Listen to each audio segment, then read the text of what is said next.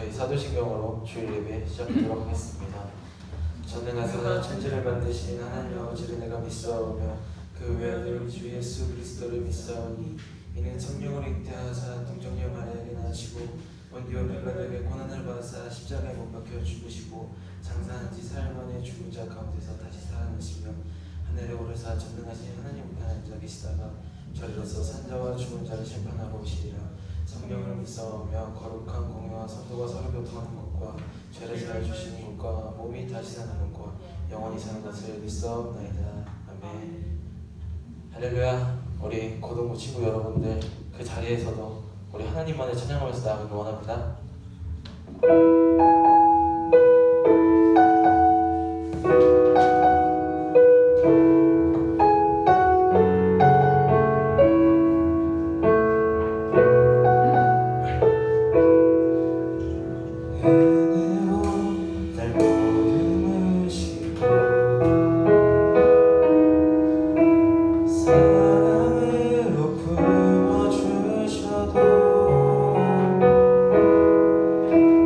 내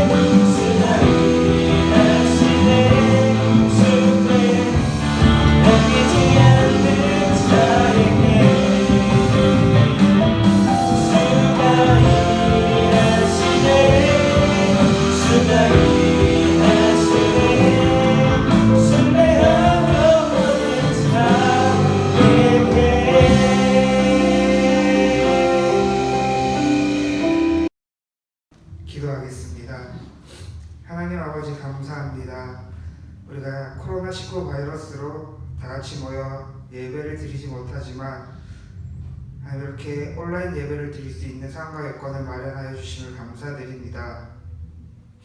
하나님 아버지, 저희가 한 주간 동안 살아갈 때 하나님 아버지 뜻대로 말씀대로 살아가지 않았음을 고백합니다. 하나님 아버지, 이 시간 저희가 예배를 드릴 때 우리가 지었던 모든 죄들이 생각나게 하여 주시고 회개할 수 있도록 하나님 아버지 인도하여 주시옵소서. 하나님 아버지, 말씀을 전하는 김주 목사님을 위해 기도드립니다. 영육간의 강건함을 허락하여 주시옵고 또 항상 말씀에 민감하게 끼어 있어서 전하는 하나님의 말씀이 우리 고등부 학생들에게 하나도 땅에 떨어지지 않고 마음속에 새겨질 수 있도록 하나님 아버지 은혜를 더하여 주시옵소서. 하나님 아버지, 정말 지금 이제 말씀을 시작하는데 하나님 아버지 각 자리에서 예배를 드리고 있습니다. 그곳에서 방해하는 모든 요소들이 없게 하여 주셨고 온전히 하나님 아버지 말씀에 집중할 수 있는 시간 될 수 있도록 하나님 아버지 인도하여 주시옵소서. 하나님 아버지 감사드리며 이 모든 말씀 예수님 이름으로 기도드렸습니다. 하나님 말씀 보겠습니다. 하나님 말씀 창세기 45장 4절에서 15절 말씀입니다. 구약성경 창세기 45장 4절에서 15절 말씀입니다. 제가 가지고 있는 성경 구약성경 72페이지에 있습니다. 창세기 45장 우리 4절에서 15절 말씀.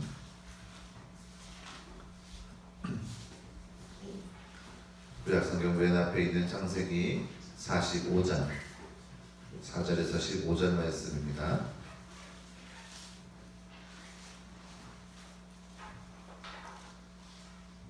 구약성경 72페이지 창세기 45장 4절에 15절 말씀 찾으신 줄 알고 제가 봉독하겠습니다.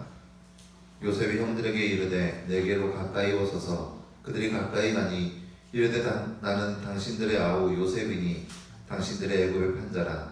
당신들이 나를 이곳에 팔았다고 해서 근심하지 마소서. 한탄하지 마소서. 하나님이 생명을 구원하시려고 나를 당신들보다 먼저 보내셨나이다. 이 땅에 2년 동안 흉년이 들었으나 아직 5년은 밭가라도 밭가리도 못하고 추수도 못할지라. 하나님 큰 구원으로 당신들의 생명을 보존하고 당신들의 후손을 세상에 두시려고 나를 당신들보다 먼저 보내셨나니 그러는 나를 이리로 보낸 이는 당신들이 아니요 하나님이시라. 하나님이 나를 바로에게 아버지로 삼으시고 그 온 집의 주로 삼으시며 애굽 온 땅의 통치자로 삼으셨나이다. 당신은 속히 아버지께로 올라가서 아뢰기를 아버지의 아들 요셉의 말에 하나님이 나를 애굽 전국에 주로 세우셨으니 지체 말고 내게로 내려오사 아버지의 아들들과 아버지의 손자들과 아버지의 양과 소와 모든 소유가 고센 땅을 머물며 나와 가깝게 하소서. 흉년이 아직 5해가 있으니 내가 거기서 아버지를 봉양하리이다. 아버지와 아버지의 가족과 아버지께 속한 모든 사람에게 부족함이 없도록 하겠나이다 하더라고 전하소서. 당신들의 눈과 내 아우 베냐민의 눈이 보는 바 당신들에게 이 말을 하는 것은 내 입이라. 당신들은 내가 애굽에서 누리는 영화와 당신들이 본 모든 것을 다 내 아버지께 아뢰고 속히 모시고 내려오소서 하며 자기 아우 베냐민의 목을 안고 우니 베냐민도 요셉의 목을 안고 우니라. 요셉이 또 형들과 입맞추며 안고 우니 형들이 그제서야 요셉과 말하니라. 아멘. 네, 여러분 반갑습니다. 여러분 얼마나 자주 보시길지 모르겠지만 물론 고등학생들이라 공부하기 바빠서 영화와 드라마와 담쌓고 있겠지만 많은 영화와 드라마 혹은 소설 같은 데 보면 주로 다루는 내용에 보면 가장 많이 나오는 내용 중에 하나가 아마 복수가 아닐까 생각되어집니다. 아마 그와 관련된 영화나 드라마들 아마 여러분 잘 보셨을 거예요. 아마 여러분에게 생소할 수 있겠지만 지금으로부터 12년 전에 한국계 드라마계를 평정한 드라마 한 작품이 있습니다.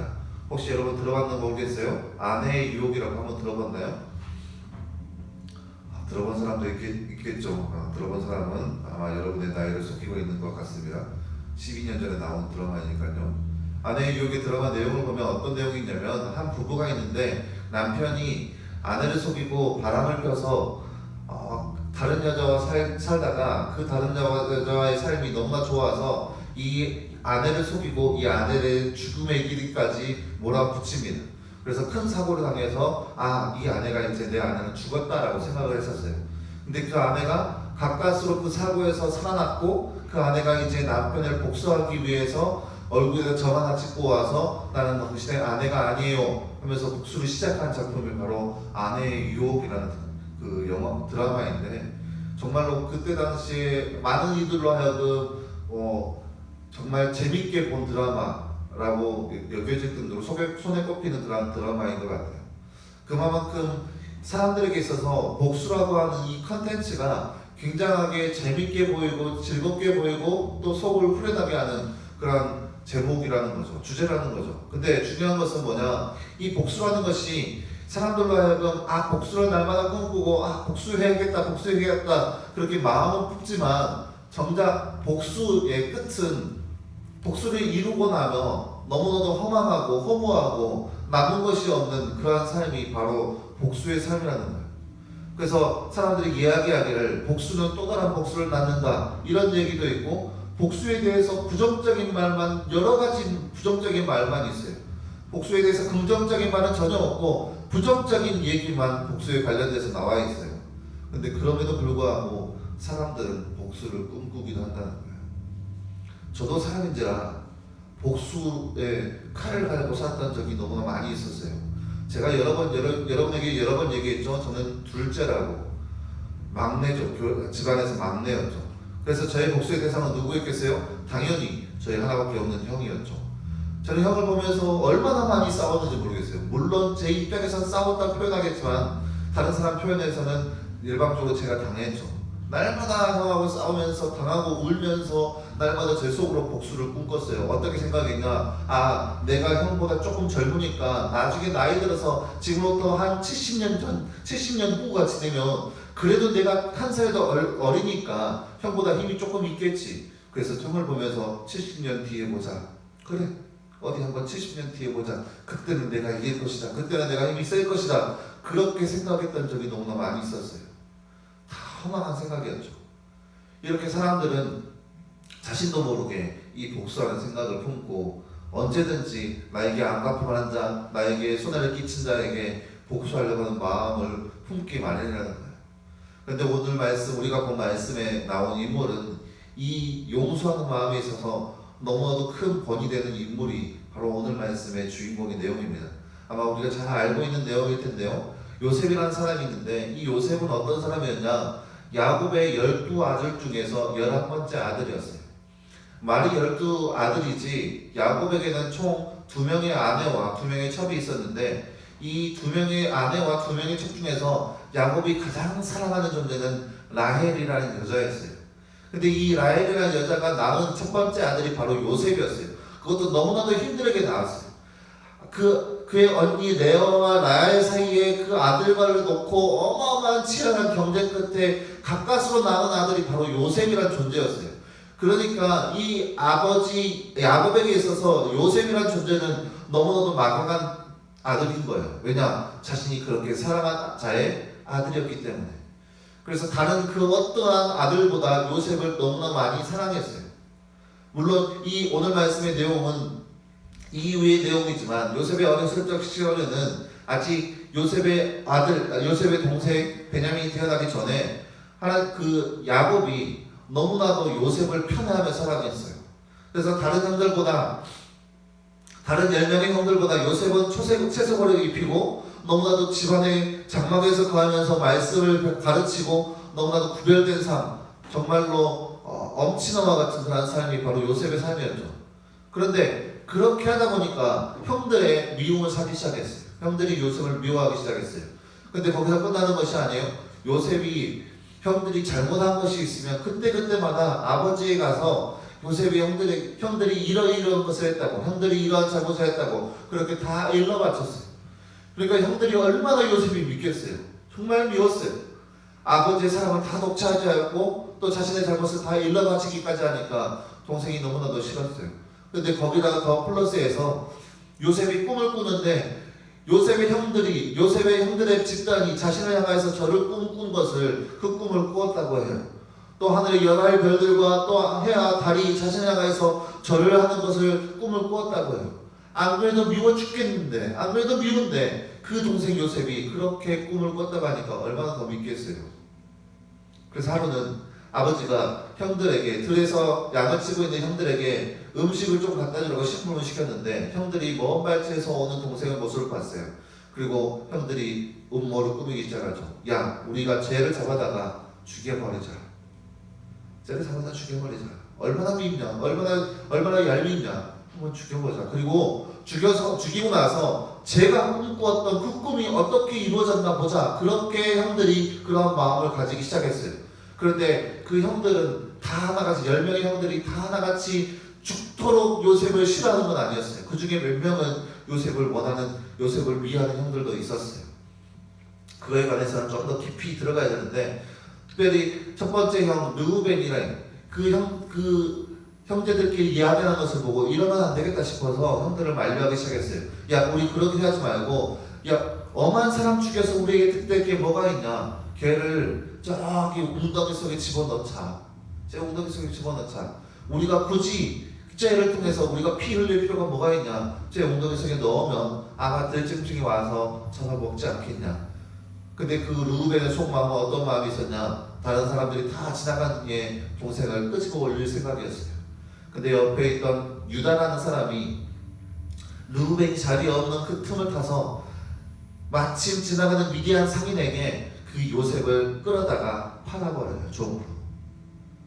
그래서 형들은 그런 동생을 정말로 팔아넘기는 시대가 되었던 거죠. 요셉은 그렇게 형들에게 어찌됐든 간에 누가 주도하고 누가 말렸건 간에 중요한 것은 형들에 의해서 종으로 팔려나간 존재가 되어버렸어요. 그리고 그렇게 애굽에 끌려갔죠, 종의 신분으로. 그래서 만난 사람이 누구였냐? 보디발이었어요. 보디발이 가서 정말 종으로서 집안의 일을 너무나도 열심히 했어요. 얼마나 열심히 했는지 요셉이 하는 것마다 다 잘 됐었어요.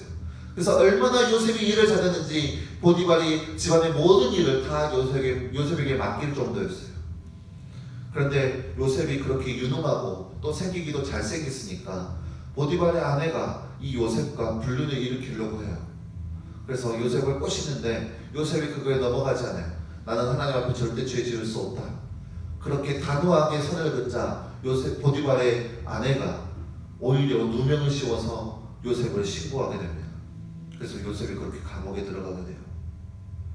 근데 감옥에 들어간 요셉은 거기서 절망하고 낙담하고 사는 것이 아니라 거기서도 열심히 일을 해요. 그래서 감옥에 있는 간수장이 요셉이 하는 일마다 잘 되니까 감옥에 있는 모든 일들을 다 요셉에게 맡겨버립니다. 그렇게 해서 그 감옥에서 또 두 사람을 만나게 돼요. 한 간부, 두 명의 간부를 만나게 됩니다. 한 명은 왕의 떡을 맡은 관원장이었고 한 명이 왕의 술을 맡은 관원장이었어요. 근데 이 두 사람을 열심히 요셉이 봉양하고 있는데 이 두 사람이 하룻밤에 똑같이 두 사람이 꿈을 꾸게 됩니다. 그 꿈이 너무 예사스럽지 않은 거예요. 그래서 그 꿈이 뭔가 막 고민하고 있는데 요셉이 그걸 듣고 그 꿈을 해석을 해줘요. 그리고 그 해석대로 다 이루어졌었어요. 그 요셉이 해석한 대로 떡 맞은 관원장은 다 그 왕 앞에 사형을 당해서 죽고 술 맞은 관원장은 복직돼서 왕이 옆에서 열심히 일하게 됐죠. 근데 그때 당시 요셉이 이 술 맡은 관원장에게 부탁한 것이 있어요. 당신이 만약 복직이 된다면 나를 좀 기억해달라고. 당신이 만약 다시 왕 앞에 서게 된다면 나를 좀 기억해달라고. 근데 웬걸로 이 술 맡은 관원장이 복직이 된과 동시에 요셉을 다 잊어버렸어요. 요셉이 자신에게 뭘 했든지 어떤 존재였든지 다 새까맣게 잃어버렸어요. 지금까지 삶이 요셉의 파란만장한 인생이었던 거예요. 형들에게 팔려나가고 보디발의 아내에게 누명이 씌어서 감옥에 들어가고 감옥의 간수장들에게 그렇게 열심히 했는데 다 잊혀져 버린 존재. 배신과 또 음모와 그런 술수 안에 빠진 인물이 바로 요셉이었던 거예요. 만약에 요셉이 평범한 인물이었다면 날마다 칼을 하며 이 형들 어떻게 할까? 이놈의 형들 어떻게 할까? 어떻게 하면 복수할 수 있을까? 또 보디발의 아내, 야, 그 사람이 뭔데 나를 향해서 그렇게 유혹하는 거, 또 그렇게 누명을 씌우는가? 날마다 복수의 칼을 가면서 할 거예요. 근데 요셉은 전혀 그런 인생을 살지 않았어요. 술 맡은 관원장이 복직이 되고 나서 2년이라는 세월이 지났어요. 그런데 2년이 지나고 난 뒤에 왕이 꿈을 꾸게 됩니다. 근데 그 꿈이 너무나 이상한 거예요. 근데 그 꿈은 이상한 꿈을 2번이나 꾸게 돼요. 그래서 그 꿈이 너무 이상해서 나라의 모든 사람들을 다 끌어모아서 이 꿈이 무엇인지 다 수송합니다. 근데 아무도 그 꿈이 무엇인지 알려줄 사람이 없었어요. 그때 술 맡은 관원장이 요셉이 기억나기 시작한 거예요. 그래서 그 술 맡은 관원장이 왕에게 이야기합니다. 내가 감옥에 있을 때 요셉이란 사람 만났는데 요셉이 나이가 꾸는 꿈을 너무나도 정확하게 해석해 준 적이 있었다. 그래서 그렇게 해서 요셉이 왕 앞에 서게 되고 왕의 꿈을 다 해석하였고 또 해석에 따른 방비를 다 완벽하게 다 왕 앞에 내어놓습니다. 왕의 꿈은 7년간 풍년이 있을 것이고 또 7년간 풍년 후에 7년간 흉년이 있을 것인데 이 7년간 흉년이 너무나 심해서 앞서간 7년의 풍년이 잊혀질 정도로 어마어마한 흉년이 기다리고 있다는 거예요. 그래서 요셉이 생각한 것은 7년의 풍년 동안 많은 곡식들을 다 쌓아놓고 이 쌓아놓은 곡식으로 7년의 흉년 동안 살아가면 된다. 이라는 방법이었던 거예요. 왕이 그 얘기를 듣고 요셉이라는 사람을 총리의 자리에 세워놓습니다. 나라의 3번째 자리에였죠. 만약에 평범한 사람이었다면 요셉이 너무나도 극도로 평범한 사람이었다면 요셉이 이제 안게 된 그 권력, 요셉이 쥐어졌던 그 권세, 그것으로 자신이 할 수 있는 모든 복수를 다 이룰 수 있을 거예요. 형들을 잡아다 때려 죽일 수도 있을 것이고 보디발을 잡아다가 보디발 찾아다가 너 왜 그렇게 했냐면서 추궁할 수 있는 것이고 술 맡은 관원장을 통하여서 너 왜 나를 잊어서 2년 동안 나를 왜 잊었냐고 하면서 추궁할 수 있을 것이고 근데 성경에서는 그 어떠한 내용도 기록되어 있지 않습니다. 그러고 나서 어느 정도 시간이 지나서 요셉의 해석대로 7년의 풍작이 지나고 7년 동안 흉년이 시작되는데 얼마나 흉년이 심했든지 애굽을 중심으로 그 전역에 있는 모든 나라들이 먹을 것이 없어서 날마다 굶주림 속에 살아야 했던 거예요. 근데 애굽에만 양식이 있었어요. 애굽에만. 그래서 주변에 많은 사람들이 애굽에 찾아가서 양식을 사들이기 바빴습니다. 그 중에 들어간 사람이 누구였냐? 그 야곱의 아들들이 그 중에 들어갔었던 거죠. 근데 야곱의 아들들, 그 요셉의 형들은 요셉이 차마 살아있을지조차 상상도 못했었고 그리고 요셉이 애굽의 총리가 됐을 거라는 것은 너무나도 상상도 못하는 사실이었어요. 그래서 총리가 눈앞에 있음에도 불구하고 저 사람이 자신들의 동생인 건 상상도조차 못한 채 그저 애굽의 위대한 나라 애굽의 총리라는 사람, 총리이구나 그 사실만 가지고 그 앞에 머리를 숙인 존재들이었어요. 그리고 요셉은 자신들의 형들 앞에 서게 되었던 거죠. 물론 그 안에 여러 가지 이야기가 있어요. 뭐 자신의 동생들을 불러와서 해서 한 사람은 잡아놓고 나머지 사람들은 다 보내놓고 그 안에 또 동생이 왔더니 동생의 품 안에 동생의 쌀자루 안에 은잔을 숨겨놔서 잡아들이고 막 그런 어마어마한 이야기가 있는데 오늘 말씀에 어떤 사건이냐 어찌됐든 그 11명의 형제들이 다시 한번 요셉의 앞에 앉아나서 어떻게 베냐민을 놓고 가려가는데 형제들이 그렇게 할 수 없다고 얘기하니까 다 하나같이 그렇게 얘기하니까 그런 와중에 요셉이 이제 그 형들에게 자신의 정체를 토로하기 시작하는 거예요. 형들 나를 봐라. 나는 당신들이 판 당신들의 동생 요셉이다. 당신들이 나를 미워해서 팔았지만 당신들이 나를 이곳 가운데 보낸 것이 아니라 하나님께서 나를 이곳 가운데 보내셨다. 당신들이 나를 이곳 가운데 보내신 것이 아니라 하나님께서 장차 이 나라를 비롯해서 여러 나라에 당하는 환난과 그런 어려운 것들을 다 해결하기 위해서 하나님께서 먼저 나를 이곳 가운데 보내셨다. 이것이 바로 오늘 말씀에 나온 사건이에요. 요셉은 이렇게 형제들을 하나같이 다 똑같이 용서해 주었어요. 요셉이 어떻게 해서 이렇게 형들을 용서할 수 있었을까요? 만약 나라면 형들이 눈앞에서 무릎 꿇고 나 자신을 향해서 빌면서 한 번만 용서해달라고 하면은 한동안 보면서 쾌재를 부르고 있을 거예요. 그래 왜 그렇게 했어 하면서 속으로 얼마나 웃었을까요? 근데 요셉은 전혀 그렇지 않았어요. 형들이 그 앞에 나와서 동생을 향하여서 동생을 위해서 당신을 잡아가되 동생은 풀어주라고 그렇게 하나같이 의롭게 움직이는 형들의 모습을 보면서 마음이 불타는 듯해서 혼자 몰래 가서 울고 오고 그렇게 반복했다고 하고 있어요. 그만큼 요셉은 그렇게 정이 있었던 거예요. 근데 중요한 것은 요셉이 그 정 때문에 형제들을 용서한 것이 아니에요. 요셉이 그 형들을 향한 그 정 때문에 형들을 용서한 것이 아니라 요셉이 그 형들을 용서한 그 궁극적인 이유가 뭐냐? 바로 요셉은 그 어마어마한 시간을 보내고 험난한 시간을 보내고 배신과 배반과 음모와 실수 안에 또 거짓 안에 그렇게 어마어마한 세월을 보냈지만 그 안에서 요셉이 지금 이 시점에서 형들을 용서할 수 있는 궁극적인 이유는 뭐냐? 바로 하나님의 존재에 있다라는 거죠. 하나님께서 자신과 늘 함께 하시고 하나님께서 늘 자신의 삶 가운데서 이렇게 이끌어가 주시고 하나님께서 자신의 삶 안에서 어마어마한 경륜과 어마어마한 섭리와 어마어마한 뜻을 가지고 어떻게 이끌어갈지를 알고 또 믿고 있었기 때문에 자신이 당하고 있는 그 어떠한 상황에도 낙심하지 않고 좌절하지 않고 또 사람을 미워하지 않고 그 하나님의 사랑으로 용서할 수 있다는 거예요. 무슨 말이냐?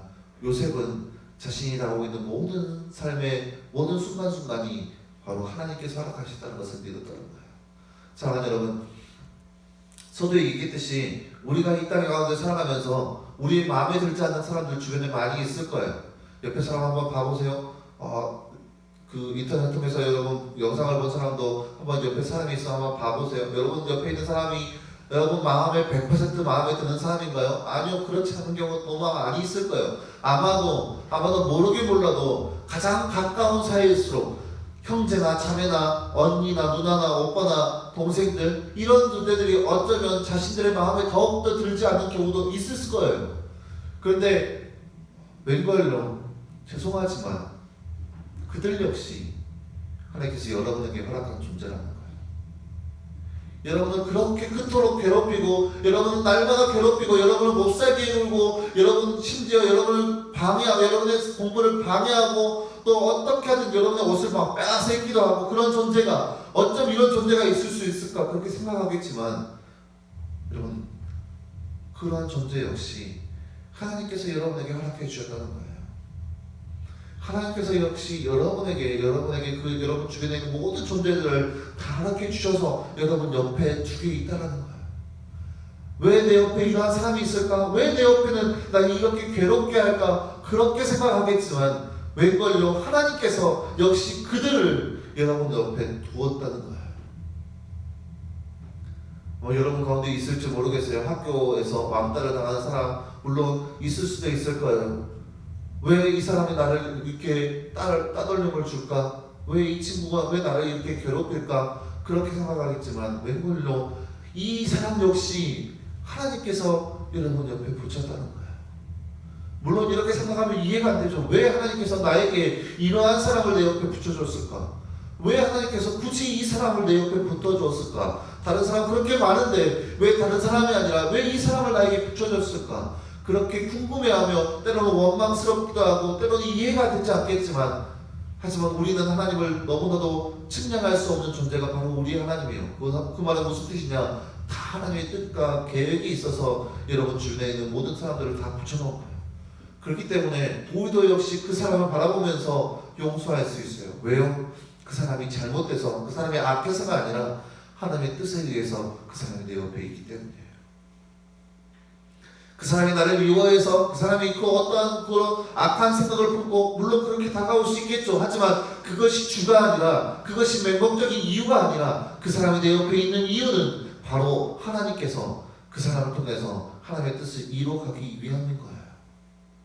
그 사람을 통해서 하나님의 뜻을 우리가 아직은 측량조차 할 수 없는 거예요. 그래서 그 사람을 통해서 하나님의 뜻을 볼 수가 있어야 돼요.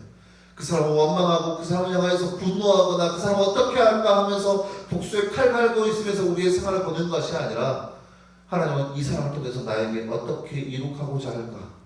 하나님은 과연 이 사람을 통해서 나에게 어떻게 이끌어가려고 하실까? 그것을 기억하면서 그것을 소망하면서 그렇게 나아갈 수 있는 믿음의 모습이 되어야 된다는 거죠.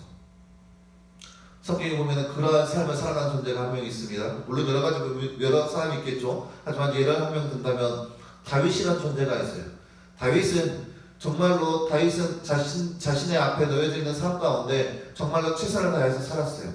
근데 자신이 최선을 다해서 산 결과가 뭐였냐? 사울이라는 한 나라의 왕이 자신을 죽이려고 했어요. 다른 그 어떠한 이유가 아니에요. 다윗이 잘 살아서 잘나서 다윗이 나라 모든 사람들에게 칭송받으니까 그것이 샘나서 이 다윗을 죽이고자 했던 사람이 바로 사울 왕이었어요. 한 나라의 왕이 자신을 죽이고자 하는 거예요. 근데 웬걸요? 이 사울이라는 존재가 어떤 존재냐? 다윗이 인생에서 가장 사랑하고 가장 따로 친하고 가장 옆에 두었던 존재 요나단이라는 사람의 아버지예요. 친구의 아빠가 자신을 죽이려고 하는 거예요. 요나단의 존재는 다윗에게 있어서 어떤 존재였냐면 요나단의 죽음을 놓고 다윗이 한탄하면서 눈물로 노래를 지었던 만큼 다윗은 요나단에게 있어서 다윗에게 있어서 요나단은 정말 극진한 친구였었대요. 근데 그 친구의 아빠가 자신을 죽이고자 하고 있어요. 그 친구 사울의 존재 때문에 다윗은 여러 번 도망다녔고 그 사울이라는 존재 때문에 다윗은 어떠한 지경에 이르기까지 했냐? 심지어 원수의 땅까지 갔어요. 원수의 발 앞에 엎드려서 살기 위해 빌기까지 했어요. 사울이라는 존재 때문에 깊은 굴 속에 들어가 살기까지 했어요. 이 사울이라는 존재 때문에. 근데 그 다윗은 이 사울을 죽일 수 있는 기회가 딱 2번이나 있었어요. 이 사울이라는 존재가 자신 앞에 아무런 방비 없이 누워서 자고 있는 모습이 딱 2번이나 있었어요. 근데 그때 다윗은 그 사울을 조금 더 해하지 않았어요. 그때 다윗이 한 얘기가 그랬어요. 내가 어찌하여 하나님이 세운 자를 내 임의로 상하게 할 수 있나? 이 사람 역시 하나님이 세운 왕이기 때문에 내가 내 임의로 할 수 없다는 거예요. 그 말은 무슨 뜻이냐? 다윗도 역시 하나님의 존재를 믿은 바 하나님의 뜻이 있기 때문에 이 사람을 세워주겠다. 그것을 믿었던 거예요. 사랑하는 여러분 삶 가운데 여러분 주변에 있는 사람들, 물론 마음에 안 드는 사람들도 많이 있겠죠. 하지만 여러분 그들을 놓고 한탄하면서 원망하면서 미워하는 생각을 품기보다 하나님이 과연 나를 통해서 어떻게 일하고 계시려고 하실까? 특별히 사람이 국한되는 것이 아니라 여러분 상황 가운데 있으면서 왜 나에게 이러한 상황이 놓여져 있을까? 왜 하나님께서 나에게 이러한 것들을 허락하여 주셨을까? 이해되지 않고 우리의 상식으로는 이해할 수 없는 것들이 여러분 앞에 놓여져 있다 할지라도 여러분 그 안에서 우리가 소망을 품을 수 있는 것은 여러분 그 환난과 시험과 그 역경마저도 하나님께서 우리에게 허락해 주셨다는 거예요. 이해할 수 없지만 그 역경까지도 우리에게 허락해 주시면서 우리에게 말씀하시기를 우리에게 하나님의 뜻이 있고 하나님의 계획이 있다는 거예요. 사랑하는 여러분, 그렇기 때문에 우리는 하나님 앞에 감사할 수 있는 거예요. 우리 앞에 놓여진 순간 또 우리 주변에 놓여있는 사람들을 보면서 낙심하고 원망하고 미워하고 복수하려고 하는 마음 품기보다 어떠한 사람과 어떠한 환경과 어떠한 사건이 우리 앞에 놓여져 있다 할지라도 우리 안에 역사하시는 그 하나님, 또 우리를 향해서 꿈꾸시는 그 하나님의 그 계획과 그 섭리를 늘 생각하면서 그 하나님의 소망에 우리의 소망을 놓고 늘 기도하면서 하나님, 나도 하나님을 바라보게 하세요. 하나님, 나도 하나님만 바라보게 해주세요. 그래서 그 하나님 바라보면서 늘 감사함으로 늘 찬양으로 살아갈 수 있는 저와 여러분의 삶 되기를 간절히 소망합니다. 함께 이러한 그런 마음으로 함께 찬양하며 기도하겠습니다. 우리가 아무리 세상이 흔들리고 또 아무런 상황들이 변한다 할지라도 우리의 소망은 우리와 함께 계시는 그 하나님 온전히 바라봤으면 좋겠습니다. 그런 마음으로 오직 믿음으로 함께 찬양하겠습니다. 세상은 들리고 사람들은 변하여도 나는 주를 섬기리.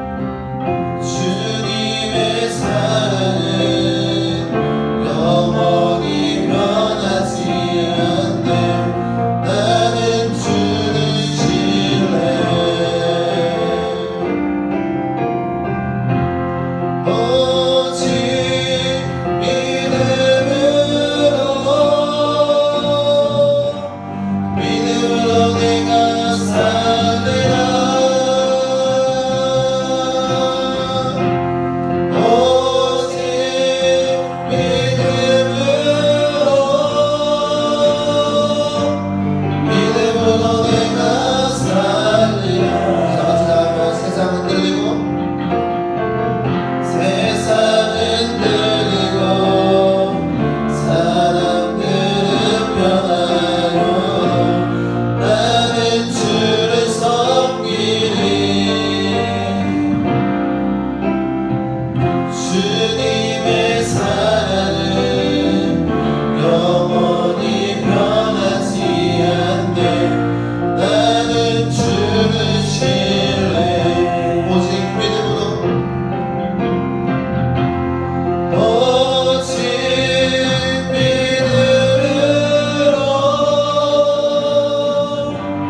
믿음으로 내가 살리라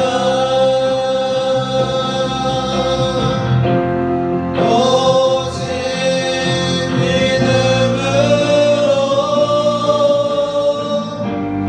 믿음으로 내가 살리라 오직 믿음으로 오직 믿음으로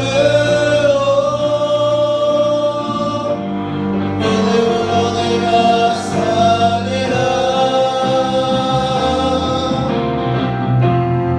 오직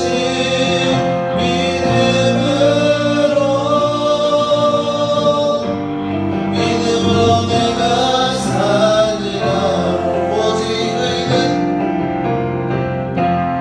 오직 의는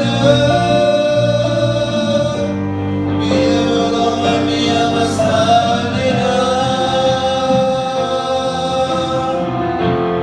오직 의는 믿음으로 말미암아 살리라 사랑하는 여러분, 한번 눈을 한번 감고 생각해 봤으면 좋겠습니다. 여러분을 힘들게 한 존재가 혹시 여러분 가운데 있나요? 여러분을 힘들게 하고 또 여러분 지치게 하고 여러분을 괴롭히고 왜 이런 존재가 나에게 있을까? 그렇게 생각하는 존재가 여러분 가운데 있나요? 또 혹시 여러분 가운데 여러분을 힘들게 하는 사건과 여러분을 힘들게 하는 그런 모습이 여러분 가운데 있나요? 왜 나에게 이러한 일이 일어날까? 왜 나에게 이러한 상황이 놓여질까? 그런 것들이 혹시 여러분 가운데 있나요? 여러분에게 하고 싶은 말은 여러분 놓여져 있는 상황과 여러분 놓여져 있는 여러분 주변의 친구들을 가리켜서 잘 될 거다, 잘 해야 될 거다 그런 말보다 하나님 여러분과 함께 계신 날 그 말을 더욱더 여러분에게 해주고 싶습니다. 그 친구의 마음이 변화될 것이다. 여러분 상황이 변화될 것이다. 저는 그렇게 장담할 수가 없습니다. 다만 한 가지 확실한 것은 여러분을 향한 하나님의 사랑은 변함이 없습니다. 여러분을 향한 하나님의 계획은 변함이 없습니다. 어제나 오늘이나 변함없이 하나님은 여러분을 사랑하십니다. 우리에게 이해가 되지 않을 수가 있어요. 왜 이런 사람이 내 옆에 있을까? 왜 이런 상황이 나에게 주어져 있을까? 왜 이런 환경이 나에게 주어져 있을까? 이해가 되지 않을 수가 있어요. 하지만 하나님은 우리를 사랑하여 주셔서 모든 것을 통하여서 우리 가운데 역사하시고 모든 것을 통하여서 우리에게 말씀하여 주시는 거예요. 모든 것을 통하여서 우리를 연단시키고 우리를 성장시키고 우리를 이끌어 가시는 분이 바로 우리의 하나님이세요. 그래서 우리가 기대하는 것은 모든 것을 협력하여 선을 이루신 그 하나님의 놀라우신 역사를 우리가 기대하면서 소망하는 거예요. 그 하나님을 우리가 만남으로 인해서 우리 안에 놓여져 있는 모든 불평과 불만들이 다 사라지고 감사와 기쁨만 넘쳐날 수 있는 우리의 모습이 되었으면 좋겠습니다. 자, 기도하겠습니다. 사랑하는 하나님 감사합니다. 하나님 매일의 삶이 우리의 마음에 들지 않은 순간들의 연속이고 또 매일의 삶이 우리 주변에 있는 사람들로 인해서 우리가 상처받고 때로는 낙심하고 때로는 좌절하는 모습이 바로 우리의 삶이었음을 주 앞에 고백합니다. 왜 이런 일들이 내 주변에 있으며 왜 이러한 상황들이 내게 주어졌는지 의문투성이었던 것이 바로 우리의 모습이었던 것을 주 앞에 고백합니다. 하지만 주님, 그 모든 것 또한 하나님께서 우리에게 허락하여 주신 것을 우리가 말씀을 통해서 또 한 번 깨달았습니다. 하나님, 이러한 상황에도 불구하고 하나님은 여전히 우리를 사랑하시고 하나님의 놀라운 계획과 그 뜻을 통하여서 우리를 이끌어가 주신다는 것을 우리가 말씀을 통해서 또 한 번 깨달았습니다. 그래 하나님, 오늘 말씀 요셉처럼 어떠한 상황과 환경이 우리 앞에 놓여져 있다 할지라도, 어떠한 사람들이 우리 주변에 놓여있다 할지라도 우리의 마음 가운데 분노와 또 미움과 그런 좌절감 마음이 다 사라지게 하시고 오직 하나님을 향한 소망만 우리 마음 가운데 있게 하여 주시옵소서. 우리를 사랑하시는 그 하나님을 날마다 기대하게 하여 주시옵시고, 우리를 늘 지켜보시고 보호하시는 그 하나님을 늘 기대하며 소망 중에 살아갈 수 있는 우리의 모습 되게 하여 주시옵소서. 이 모든 말씀 감사드리며 살아계신 예수님의 이름으로 기도하였습니다. 아멘. 이제 7주 차째 이렇게 우리가 여러분들과 교회에서 예배를 못 드리고 있습니다. 다들 잘 지내고 계시죠? 여러분들이 이렇게 각자의 처소에서 예배를 드리고 또 찬송을 부르고 또 이렇게 하나님의 은혜 안에 있지만은 여러분들이 이 각자의 그 동역자이고 또 우리 것도 선배이고 또 이렇게 여러분의 스승님 되시는 우리 선생님들에게 안부도 잘 전해주시고 또 서로 또 소통하면서 좋은 관계 잘 유지해야지만 우리가 또 다음 곧 만나게 될 이 예배 공간에서 정말로 기쁜 마음으로 그리고 또 행복한 마음으로 예배를 드릴 수 있는 여건이 허락됩니다. 우리 친구들 오늘 예배 드린다고 이렇게 은혜의 시간을 가졌을 텐데 이 은혜의 시간과 마음을 한 주간도 또 잘 마음속에 담아서 좋은 양약으로 사용할 수 있길 바랍니다. 다음 주에는 만날 수 있도록 간절히 기도하는 마음으로 이렇게 기도도 드려봅니다. 자, 수고하셨습니다. 네, 여러분 그 학교 수업이 인터넷 강의로 시작되었다는 것을 인터넷 뉴스로 보았습니다.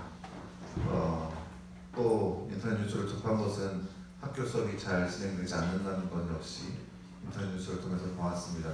집중이 잘 안 돼서 인터넷만 켜놓고 다른 것을 하거나 또 잠을 잔다는 것도 인터넷 뉴스를 통해서 보았습니다. 아마 이러한 모습이 여러분이 아닐 거라고 소망합니다. 또 기대하는 것은, 또 여러분 가운데 소망하는 것은 밤에 일찍 주무셔서 생활 패턴이 흐트러지지 않도록 잘 했으면 좋겠습니다. 그래서 예배가 회복되면 우리 예배는 주일날 오전 9시입니다. 9시인데 여러분 피곤하지 않도록 지금부터 삶의 시간들 잘 관리해서 시간 관리, 체력 관리, 또 몸 관리 잘해서 건강한 모습으로 다시 만났으면 좋겠습니다. 주기도문으로 예배 마치도록 하겠습니다. 하늘에 계신 우리 아버지여, 이름이 거룩히 여김을 받으시오며 나라의 임하옵시며 뜻이 하늘에서 이루고 같이 땅에서도 이루어지이다. 오늘날 우리에게 일용할 양식을 주옵시고 우리가 우리에게 죄 지은 데를 사하여 준 것 같이 우리 죄를 사하여 주옵시고 우리를 시험에 들게 하게 하옵시고 다만 악에서 구하옵소서. 대개 나라와 권세와 영광이 아버지께 영원히 있사옵나이다. 아멘.